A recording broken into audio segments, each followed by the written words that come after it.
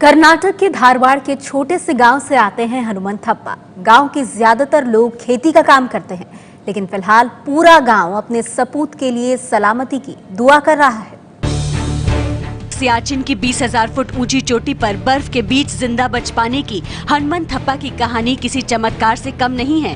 पिछले साल 4 अक्टूबर से हनुमंत थप्पा की तैनाती सियाचिन में हुई थी। 33 साल के हनुमंत थप्पा को 6 दिन के बचाव अभियान के बाद जिंदा निकाला गया। कर्नाटक में धारवाड़ के छोटे से गांव बेटूर में मां कह रही है कि बेटे ने सपने में आकर कहा था कि वो वापस जरूर आएगा।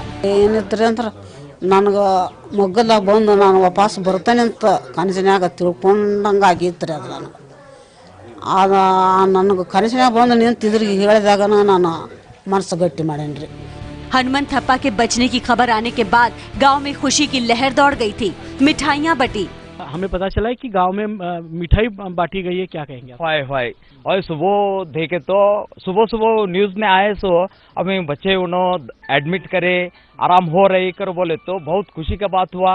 उनका टीचर्स भी और गांव वाले सब भी स्वीट ला को उनका फैमिली को बांटो को अभी सब भी खिला को और खुशी मनाई।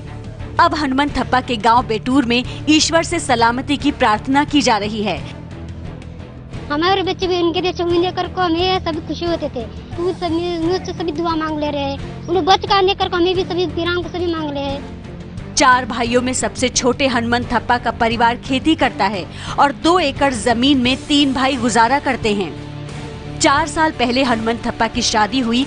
घर में एक बेटी नेत्रा है जो पिछले साल पैदा हुई थी। गोद में बच्ची लिए पत्नी महादेवी दिल्ली अपने पति के पास आ चुकी हैं।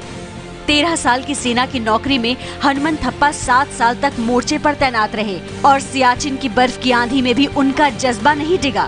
मैं और हनुमंता साथ पढ़े थे। वो 2 साल आगे था हमारे साथ का। वो स्कूल में भी स्पोर्ट्स में भी फैला था, सभी गेम खेलते थे। वो हम सभी लोग मिलिट्री में जाने के बहुत कुछ थे, मगर वो सेलेक्ट हो गया। बहुत प्रैक्टिस करते थे। वो सुबह उठकर इस रोड पकड़कर 2 और 3 किलोमीटर जाकर वापस आते थे इन 6 घंटे के पहले ही।